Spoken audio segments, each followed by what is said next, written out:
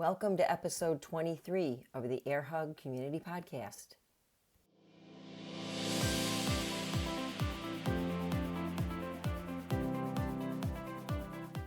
Hi, I'm Judy Arizosa and the host here on the Air Hug Community. I started the Air Hug Community to bring you stories from guests and myself on topics that speak to mothers and others. We cover it all, from relationships to personal development to family and human connection. The Air Hug Community is a connected community, and we stand by the creed that improving the lives of others will ultimately boomerang back to you in ways that you don't expect. Hello, everybody. I'm very excited today because I have a guest who has become what I'm going to call a good friend in a short amount of time. So we have been Instagram friends, just with, I would say, texting with our thumbs and such. And then one day, this lovely woman reached out to me and said, I need to talk to someone today. Are you free? And I'm like, hell yeah, let's chat. And I'm like, why haven't we chatted sooner? One thing led to another, and I'm like, I got to get you on the podcast. You are just a hoot. So, ladies and gentlemen, I introduce to you my friend, Geri McNeice. Well, thanks. That was a nice introduction. I would say I'm just a 60-year-old gal, but today's my birthday, so I'm just a 61-year-old gal. Happy birthday! Yeah, who just really is just loving on life right now with a hoop in my hand. And yep, that's my story. And it's crazy because I never would have dreamed I would have much less been doing it this long, but even much less than that, picked a hula hoop up, at the age of 47. That's how I got started doing it. And that's what I do. That is, what keeps me active. It keeps me happy. Obviously it brings a lot of joy into my life, meeting people, because had it not been for me starting a business with a hula hoop around joy, by the way, I didn't say that, did I? Almost forgot. I love that. That's your handle, right? Around, yes, like around joy. And that in and of itself, that's just a story right there, because I'll tell you that in a second, how that all came to be. Because I kind of want to go back and tell you where I kind of came from, because I didn't always hoop. A lot of people think when they see me that I've been doing this all my life. Geri's the hula hoop lady. Geri's the lady with the hula hoop. Geri always has a hoop in her hand, all the things, right? And that's because I've met so many people through Around Joy, because I started it in 2009. And I actually started hooping in 2007 by very, very random,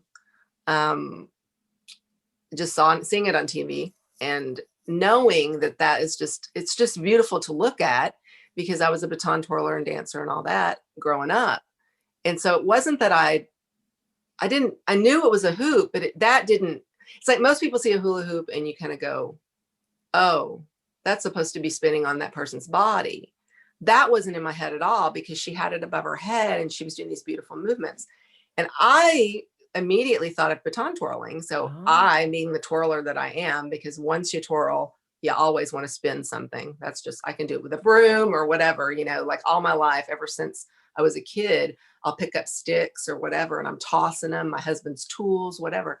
So, once you spin something about, yay big, it's kind of in your gut. So I've always been drawn to it. And even more so then, back in 2007, my son graduated, 2006, my youngest one graduated. He was in band. And so I was really drawn to the color guard and the flags and the rifles. And I got the girls to show me stuff, and they thought I was the cool mom because I love to do all that. Right.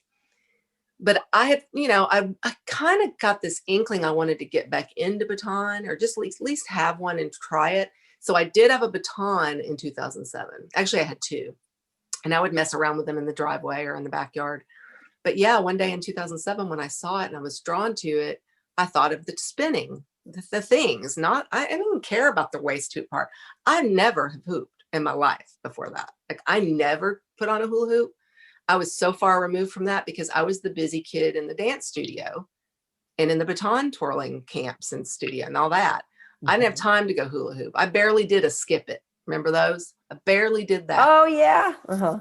Now right? we're dating ourselves. Okay. Yeah, we're dating ourselves. But I was more, busy with my extracurriculars, too busy to do a hula hoop like some kids would have been in the 70s or in 60s and 70s. It wasn't as probably big in the 50s. It was bigger in the 50s, right? When it came out. But I missed that boat. So I never hula hooped. And I remember seeing girls do it thinking, that looks hard. And which coincidentally is what a lot of people, they think that when they see me doing it now. But yeah, anyway, why wouldn't we think that? It's foreign. Exactly, because you don't know what you don't know, especially as we get older. And there's a lot, things that, I didn't know that. But yeah, so I just, Judy, it was the funniest thing. I saw it on the TV. We didn't have like TiVo. You couldn't record things. I just turned the television on and there she was, and there the story was. And that's it was like random. very random. And it was the end of the segment. So what are you going to do? I'm like, I couldn't rewind it. I couldn't. And I was like, what was that? And at that time, and I was 7, you had the internet, and I was blogged a little bit with some other moms to check up on our kids. So I was internet savvy just as much as, little enough to be dangerous. But I said, well, I go to their website and I've got to search. And I was like, hula hoop, Good Morning America. I found the story and it wasn't updated yet. And there was something at the bottom that said, we'll update this story after it airs. So it was like immediate that I went there. So they had like a preview, a picture of what they were going to talk about that day or whatever. So I waited a little bit and then I was able to get in there and I saw what it was. And I was like, well, this is cool. Never seen it before. Girl, I was just like, what is this? And I clicked on their link, went to this website. The company she was representing was in California. They had classes in Venice Beach. They had hula hoops that you could buy that came apart. Well, I'm just like, okay, I'm ordering one right now. I just ordered it. And but you're far away from California. I'm in Texas. Yeah, I'm in Texas. So did you teach yourself? No, listen to the story. This is where you don't know the story. I don't think we even have ever discussed this. Okay, so I got the hoop, and then I remember I was in the other part of the house and I went, oh my gosh, we had a trip planned to California 2 weeks later. And I forgot that particular trip, okay, it's coming up. So my thought was, it wasn't that we were going to be in California. My first thought was, I've got to go to the computer and see how long that hoop is going to take to get to me, because we're going to be gone probably when it arrives. Right? I was most scared about the trip and the thing. And then I realized, well, wait, California, where are they in California versus where we're going to be? Maybe I could just pick it up. And then when I go to their website, I find out they do classes and lessons. So I'm emailing them, and she emailed me back, the same lady that I saw on the TV, like within about an hour. She said, we don't have any classes, but I do private lessons. And I was like, well, sign me up for that, because we're going to be like, we were going to be just 20 minutes, not even like in the 20 minutes, because we were right there on the coast too.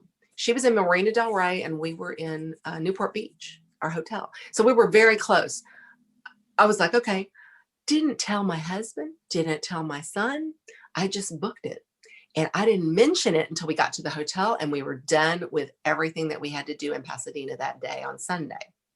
I said, now tomorrow, y'all mentioned we just want to go sightseeing. Y'all go to the beach. You drop me off in Marina Del Rey. It's in Venice Beach, literally, Robert. Y'all can just, And he's like, why? And I said, well, and I pulled up my computer and I showed him the website.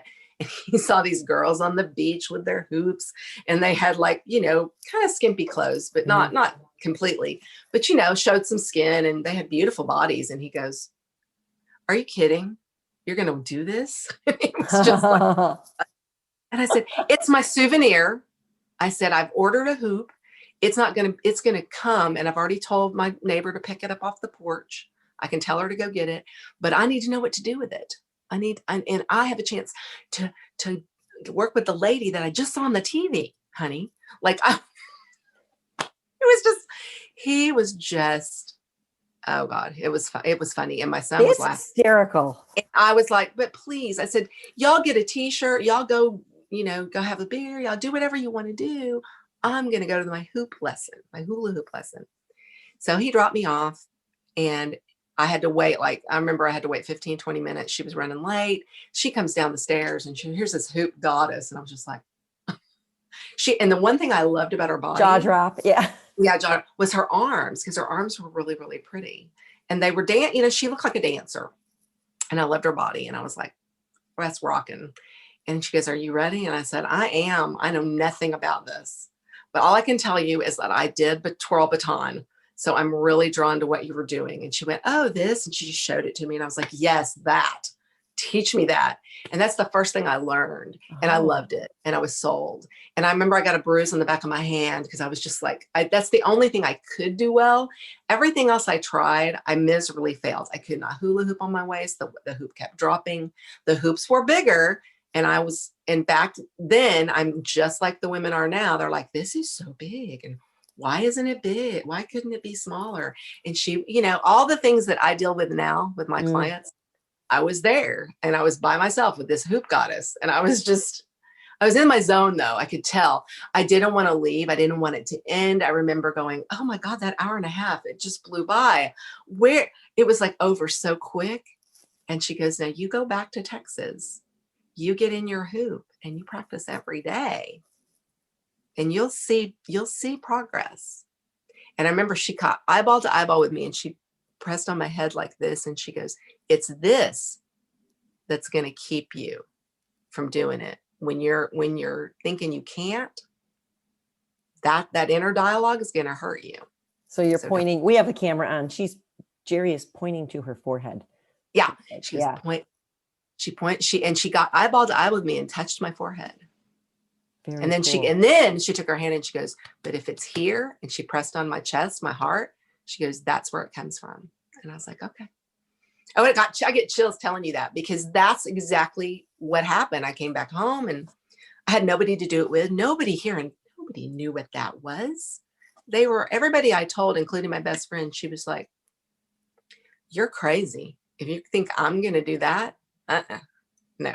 And she's a little bit bigger than me, obviously, because she was like, I can't do that. Like, there's no way.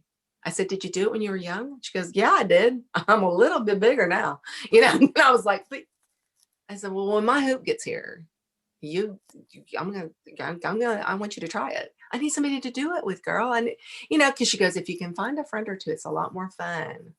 And so I kind of was having a hard time when I got back, because I had my hoop, and I beat it up. I dropped it a lot, beat it up on the ground. That's what happens. You drop it, you pick it up again, and you try. You drop it. Hey. And I would only do it with my husband was not home. I was too embarrassed, because that's another thing. All my, a lot of my clients come, I have to do it when somebody's like not home, and because they're embarrassed. They don't want to show the failures and you know what I mean? Hey, everybody's a beginner once at some point. Everybody starts as a beginner, and I'm telling you, that is so true. But the hoop reminds you where you come from, because if you do practice, I got to where I got busy and I wouldn't practice, and I would notice, I lost my mojo. I have to get it back. You know what I mean? Like I couldn't do it for as long because I hadn't been building up my stamina to it. And I would have 2 steps back, and then I'd have to start again.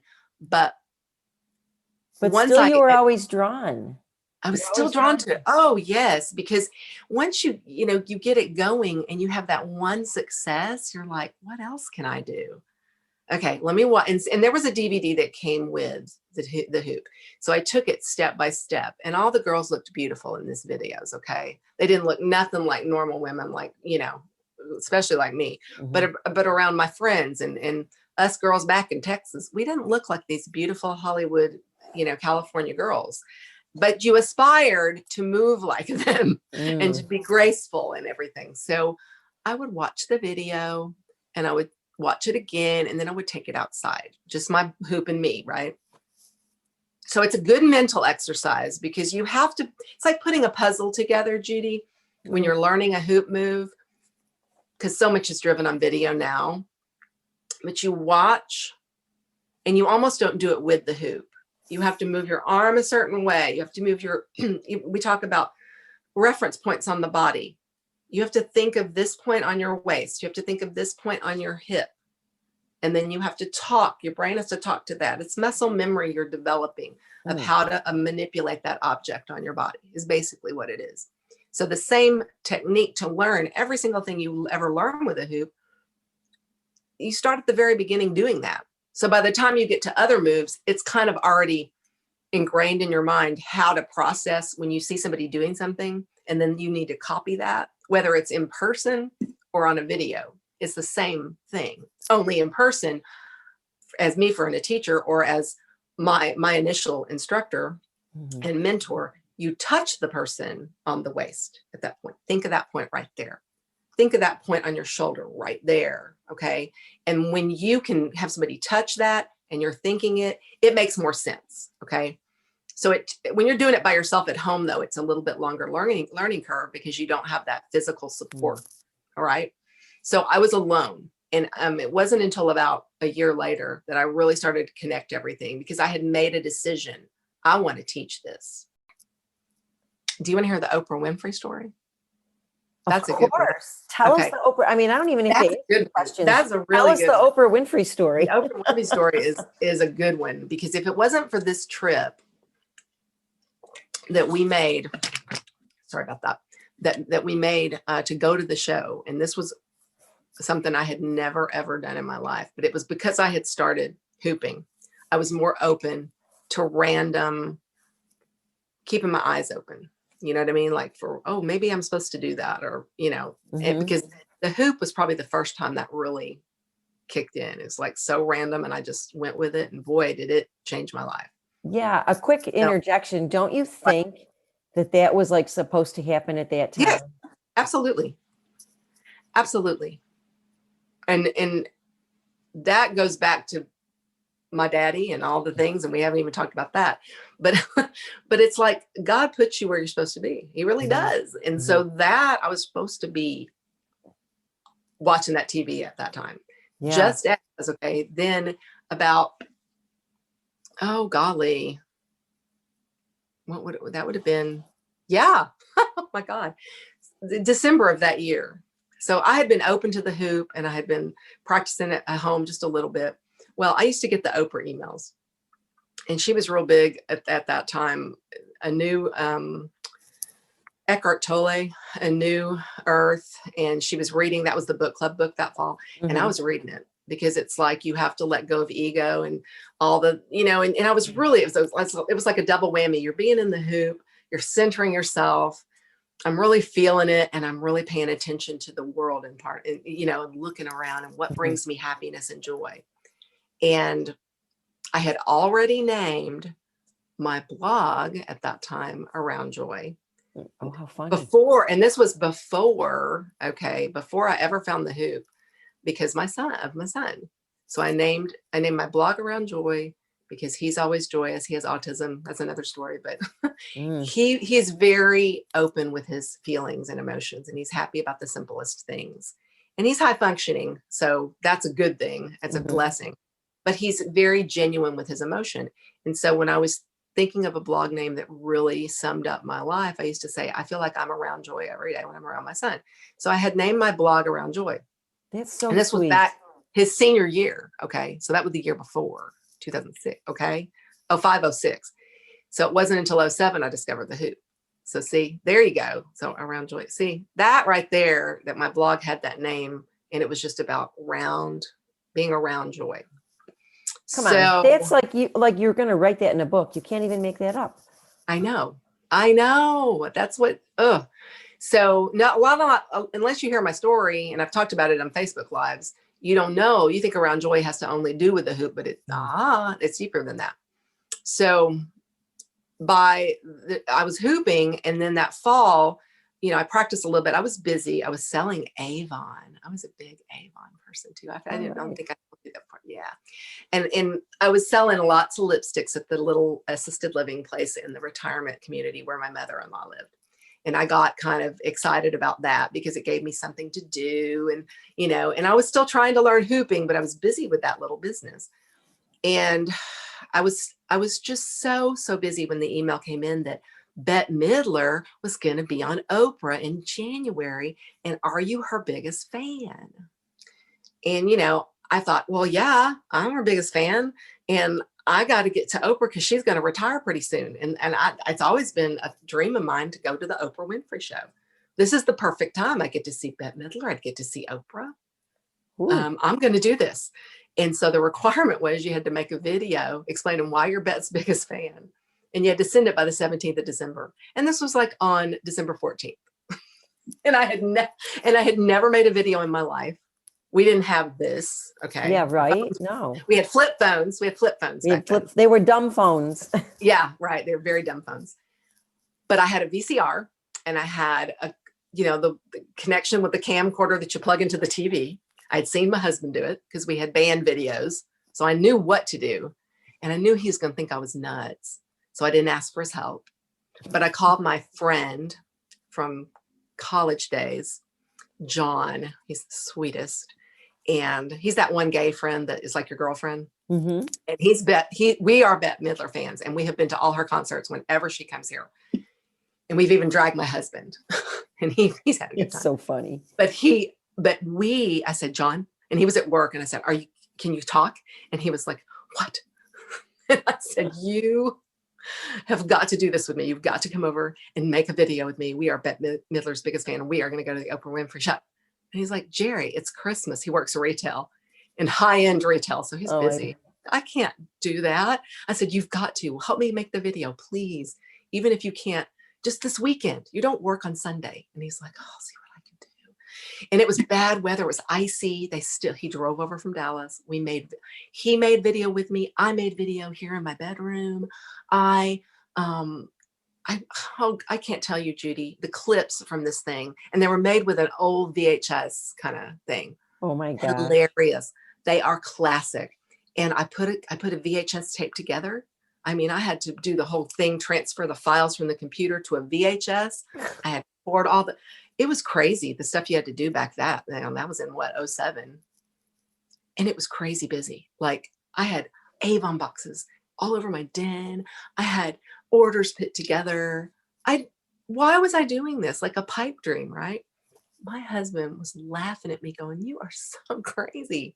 I wish I need to record a video of you doing this.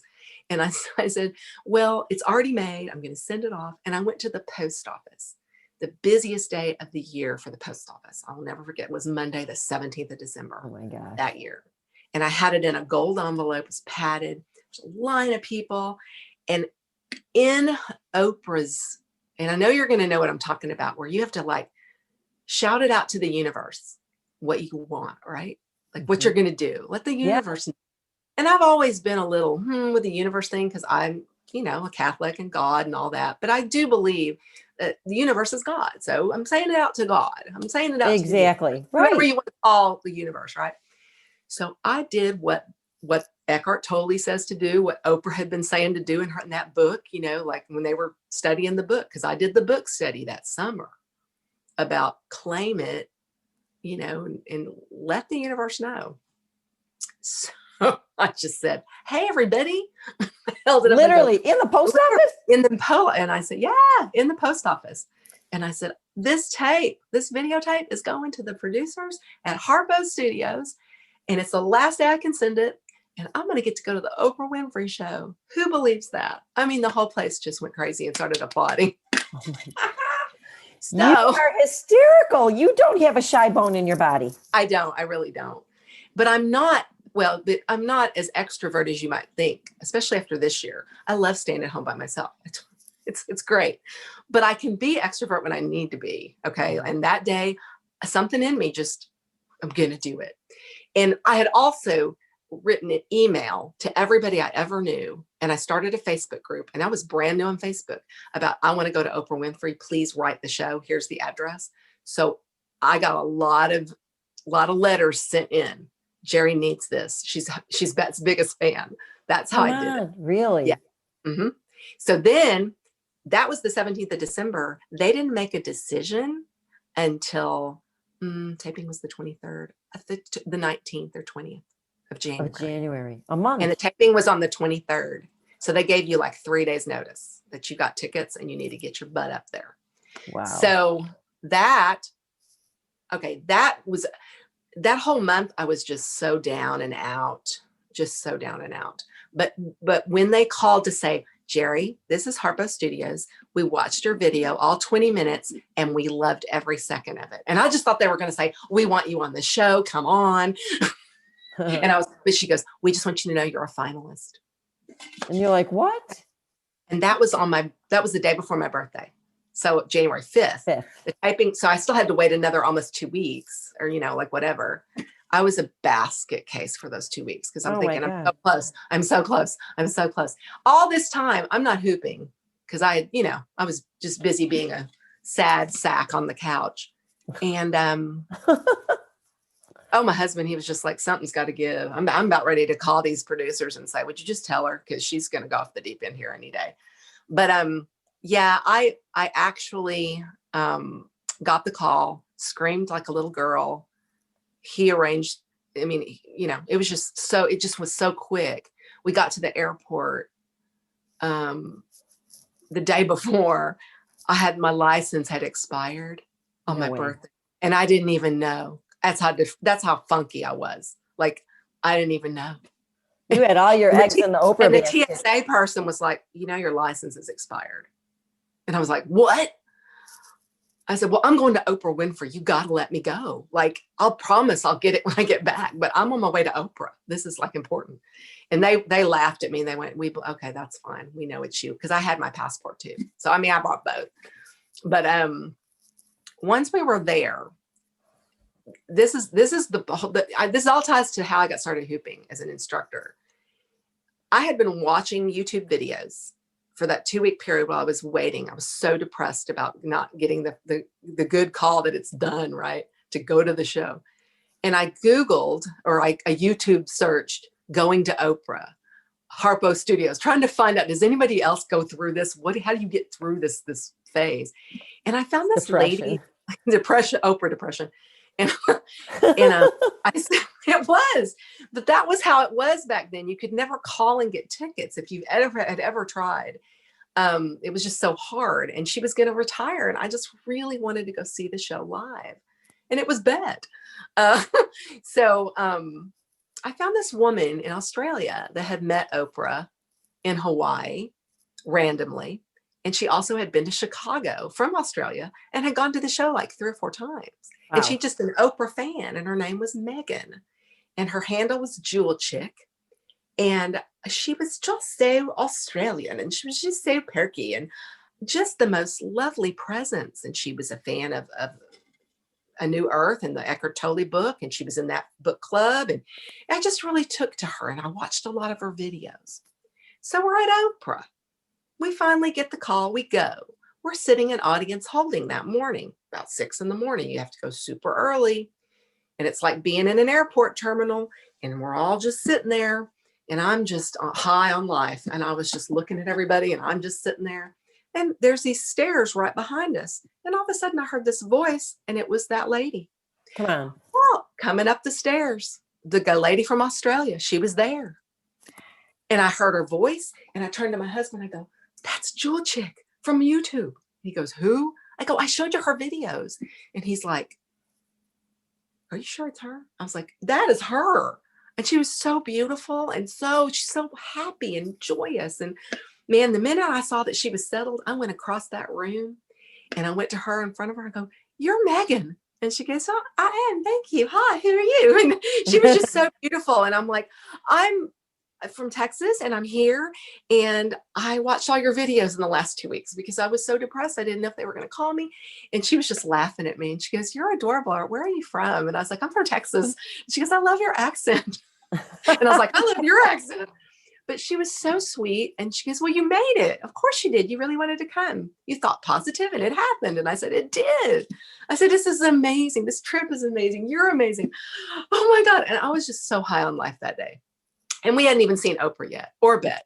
And so we get in. I can see Megan across the room. We're on one side, she's on another. It's just this room full of colorful shirts and gay men and some guys, like my husband, not many, and a lot of women. So, and he is a prince and a king. And oh my God, I can't believe he just sat through all that. And I just wanted to talk to her more though. And I was hoping I would see her on the way out. Well, they announced that they needed bodies and seat fillers for the next show because it was like 10 degrees and planes were frozen and they couldn't get people there. And so they were going to have some empty seats in the audience for the next show. And we had a great time. There was Bette Midler was wonderful. She did a number from her Vegas show, which we had to go to that the following summer. So that's why she was promoting her Vegas residence. And so, yes, we got back and got tickets to that. But it was just a wonderful morning. And so when she goes, we need people for the second show, he just turned to me and he was like, we're staying, aren't we? And I said, oh my God, of course we're staying. We went this far, of course. And he was like, okay. So we had to go get back in line again and wait in the little tented area. And we had our coats, but it was, it was really cold. And we had to go back through the whole rigmarole where you give them all your coats and your purses and everything. And in line behind us was Megan. Just happened, like we didn't plan it. Again. Yeah. She goes, oh, wait. She goes, save me a spot. I want to stand next to you. I said, I want to stand next to you too. And so we did. So we had a good hour to talk. And so after visiting, she asked me kind of like random, like you and me the other day, you know, she goes, so tell me, what is it you do? And I told her, I said, well, I'm kind of taking care of my mother-in-law. She lives in assisted living and she's in a retirement community and she needs a lot of help getting to doctors. And I sell Avon. I love women. I love helping women. But I have taken up this new hobby, like for movement, because I wanted to exercise and I found hula hooping. And she went, hooping? I said, hooping. And she goes, hooping. I said, like a big hula hoop. And she goes, oh, well, that just sounds so fun. And I was like, it is. I said, and I started telling her about it. She goes, you are really passionate about it. I said, I am. I said, I kind of think I want to teach it. And my husband was like, you what? Because he didn't know that. And I said, I think I do. I said, think about it. I know all these women. I said, I have all these women friends I used to, work in banking for years. I said, I have a ton of women that I'm still in contact with who buy Avon from me. And I networked enough with all my customers from the bank a few years ago, that brought, I know how to, network. I said, I bet a lot of women would love this. I said, it makes me feel wonderful. It's not hard on my joints. And I started giving all these reasons. And she was just like, you sold me. I said, she goes, you need to do this. She goes, if you've just said it, it'll happen.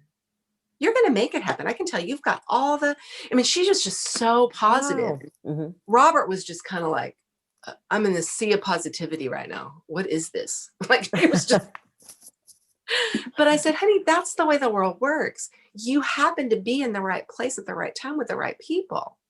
And that's what makes life so sweet, right?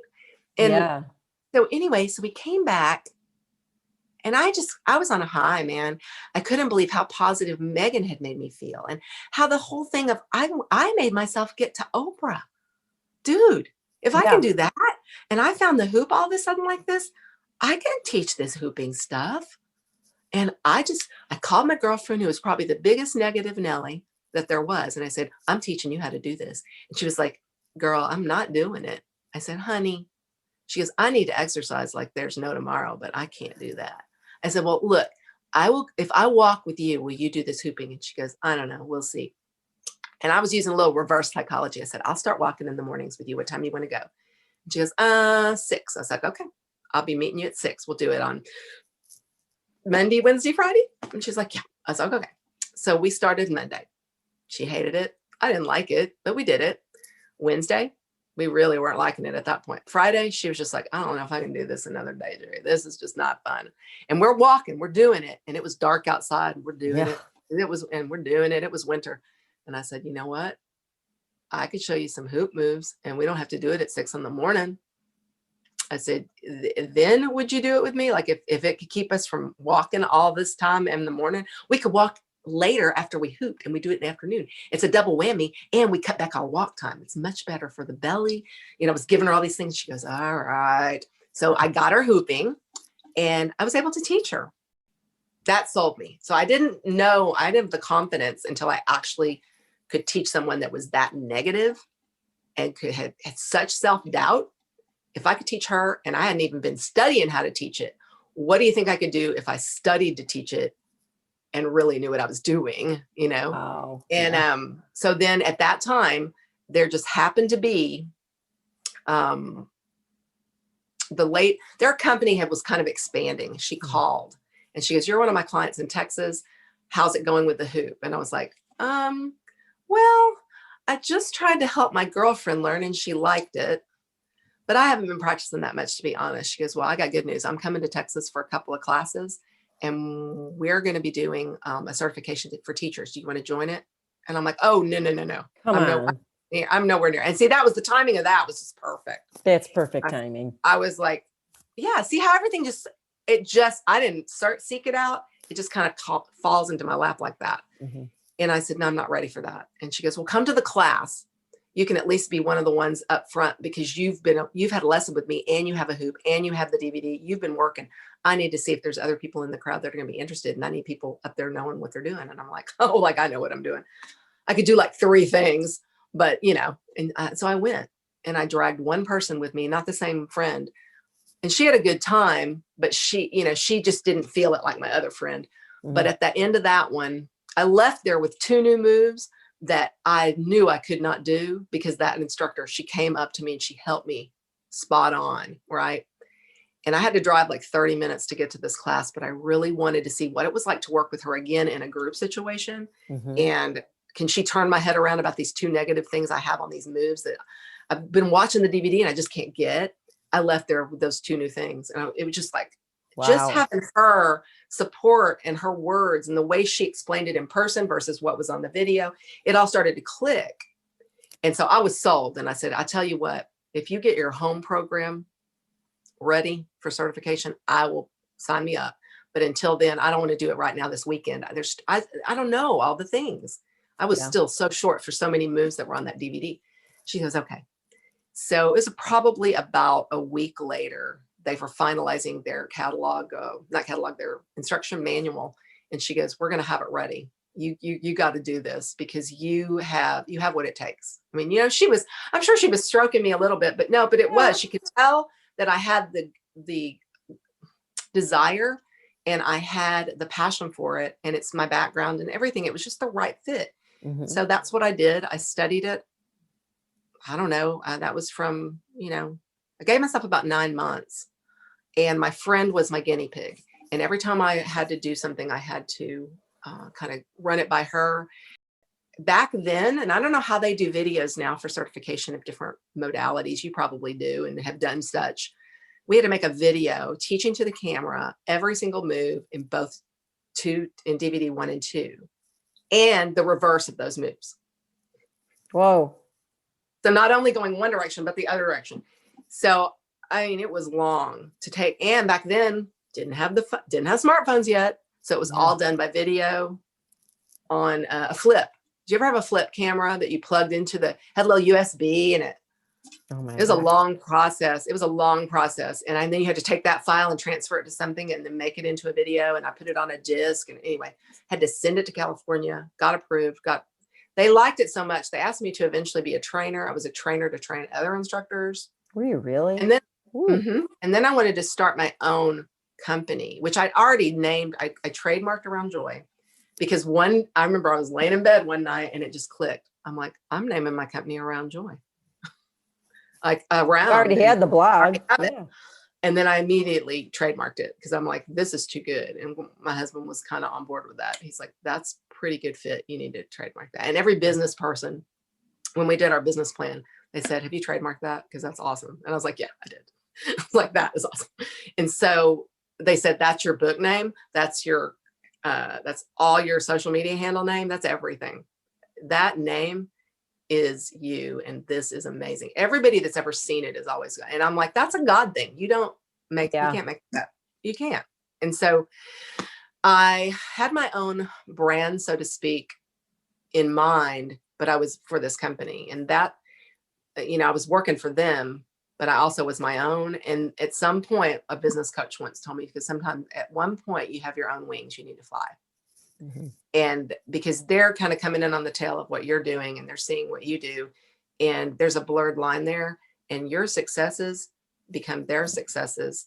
And it's a good thing that I did that, because eventually they kind of left the scene.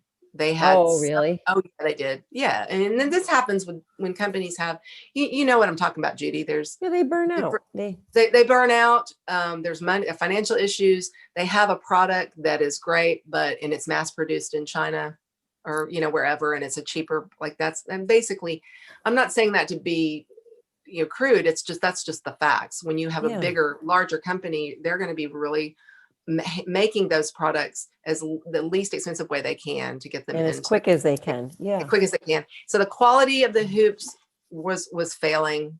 I was actually selling, wholesaling those, but they were coming back with lots of damage, right?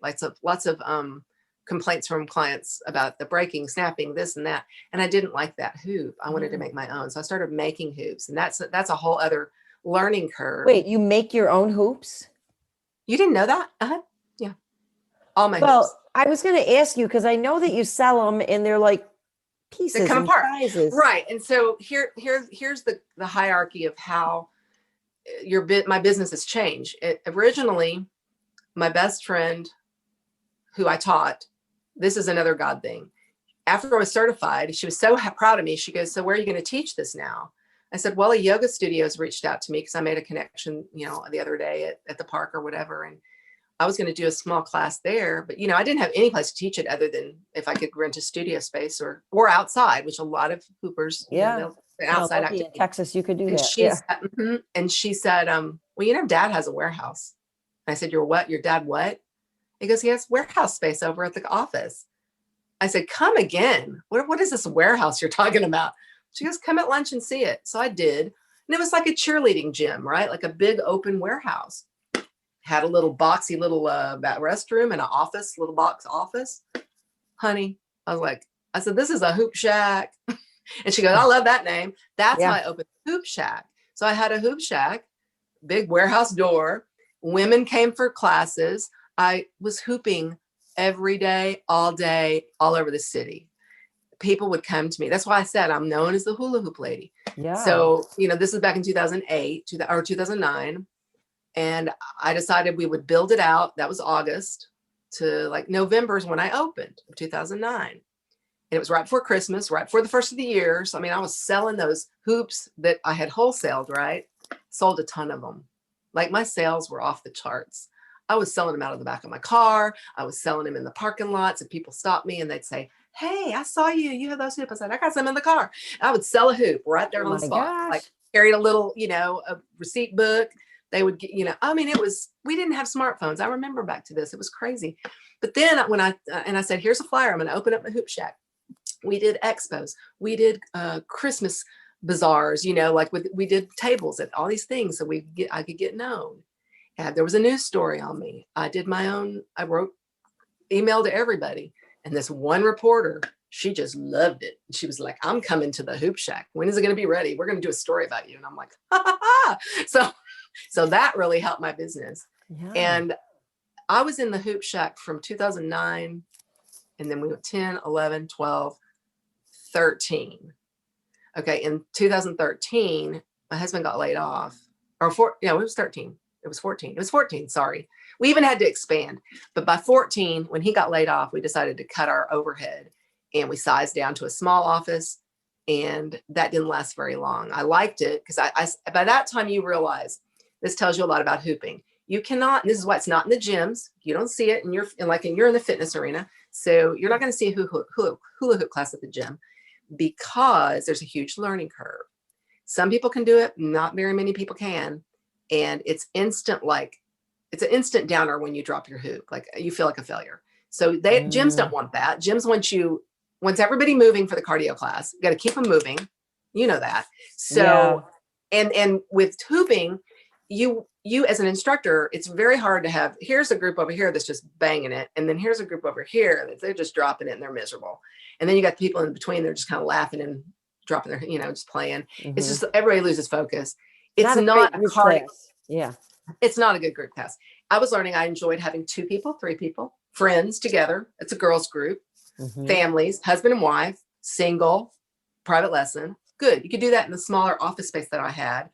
Still had the mirrors up, still did all the things, still had, by that time we were getting smartphones. I was making more videos. I was posting videos. It was kind of like that small pivot that we all make as business owners to the online space, but I didn't know what I was doing at that time. I didn't know it was called a pivot to the online space. I just thought I was adapting because my husband lost his job and I needed to take some of the, our expenses out. Then it was about later that year that we were sinking rent into this place and it was leaking. And at that point, he had gotten all his settlement from his, the retirement and all the things that when they let you go, from a company. And we were going to invest it in some real estate and purchase a home. And we were going to use it for just straight up rental. But when we saw, me and my friend, who's another friend that was the realtor, she looked at the ceiling and I looked at the ceiling in this one den space and I went, hoopable. And she goes, yeah, it is. I said, I could so teach a class or a group, small group or a person in this room. I said, this is an actual hoop shack. Like this is a house. This could be the hoop shack. And Robert's like, what are y'all talking about? And I was like, this is the house that you thought you were going to live in? That we're going to rent as a rental, like property, right? I said, what about Airbnb, the bedrooms? And I teach here. So that's what we ended up doing for a couple of years. Then our fair city, decided that short-term rentals were not on the ordinances correctly, like that it's not allowed because at the loud parties people complained. And this is a thing rampant in the United States about how short-terms really aren't allowed and they had to fight to get the Airbnbs and the VRBOs. They allowed them only in the 1 mile radius of the stadium entertainment district, which we were not. So we shut down, which is okay because it was a blessing because that made me go online even more and bring everything home. And this would have been back in 2018. So, I'm sorry, 2019. So it was the year before 20. Yeah. Ooh. So we sold that house. Right about when I kind of. Exactly. Because I was really starting to get on Instagram about that time. And it forced me at that point to go even more so online and really get my course lined up, ramp up my hoop making skills. And by this time, now this is really going to teach you a lot about the hoop. When I was in person, I could make somebody a hoop one size, like just one solid hoop. You didn't need it any bigger or smaller because I fit it to your body. Like they would come to class, I would say, or a lesson, and I would say, okay, you need a 46-inch or whatever. And then I would make it for them. I would send them home with a practice hoop. They'd come back my house and pick up theirs. They'd pick their little colors they want to make it out of or whatever. Then it got to a point where I noticed, okay, some women sure could benefit from having a really big hoop, okay, because they are bigger in girth and they're going to get waist hooping with a bigger hoop. Okay. That's just the fact of life. That's how it goes. Physics. That's how it goes. It's not that it's a bad thing because I used to say we can cut it down when you're ready for something smaller, when you get your, sea legs or whatever. And I was like, well, wait a minute, I can put an insert and then, but why can't I make one that, has multiple segments? I just have to study what are the best tools, what are the best pieces of hardware that are going to go into this thing. Where do I buy the supplies? Blah, blah, blah.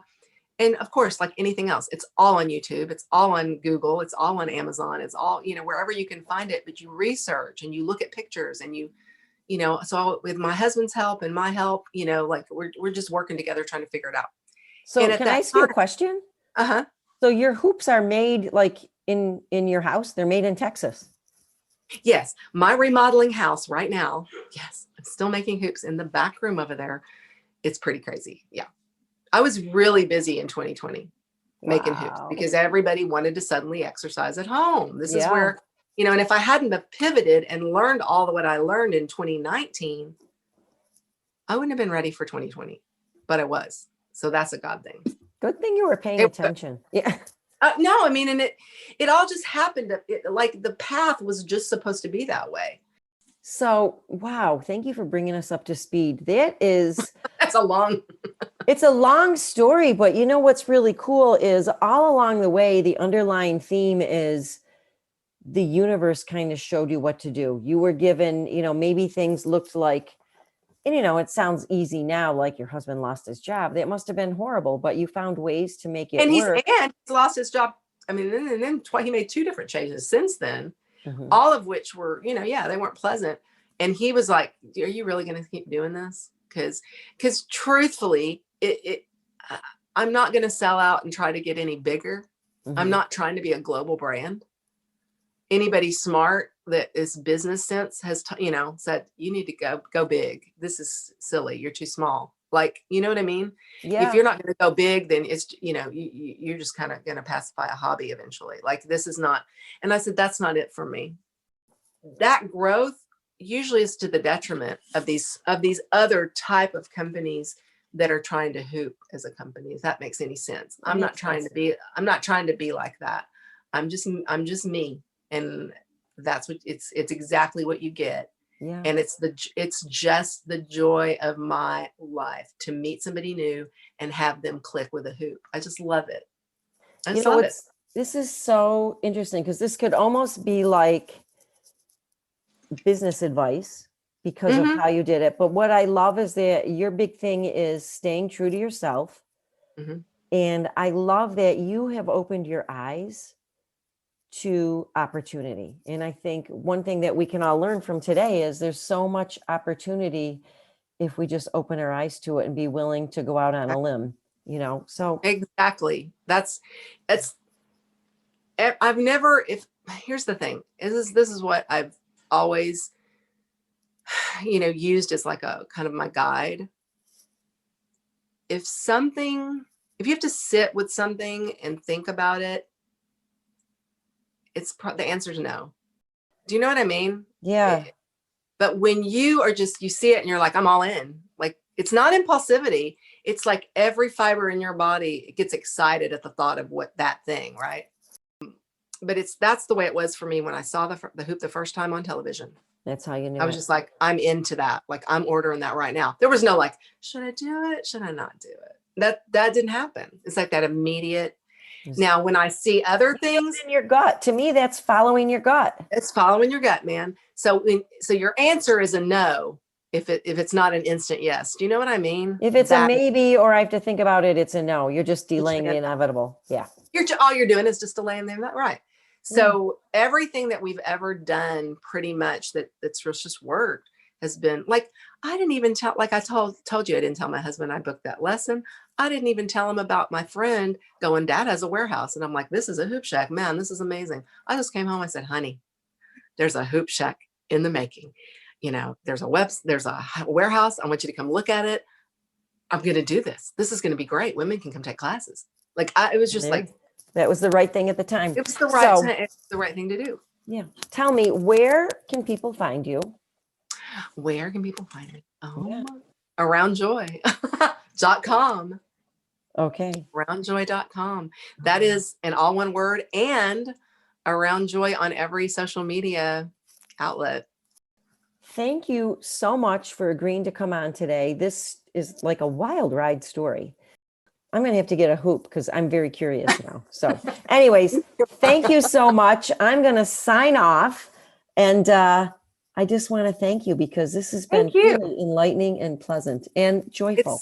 It's joyful, and it's fun for me to talk about it because it makes me relive and think back to how far I have come and how extremely happy it still makes me after all these years that I went through that journey, and I couldn't have gotten here without going there. Yeah. And where's it going to bring you next? We'll see. I don't know. We'll see. All right. Thank you. What I love about this story is here's a woman who had some desire and passion, but didn't really know what was happening, but she was open to what the universe was giving her. And things just sort of fell into place once she opened her eyes to the possibilities. It's really quite amazing, don't you think? Anyways, thank you for listening. And I would like to say, if you enjoyed this episode, please leave me a 5-star review, subscribe, grab a screenshot, and share this with your friends.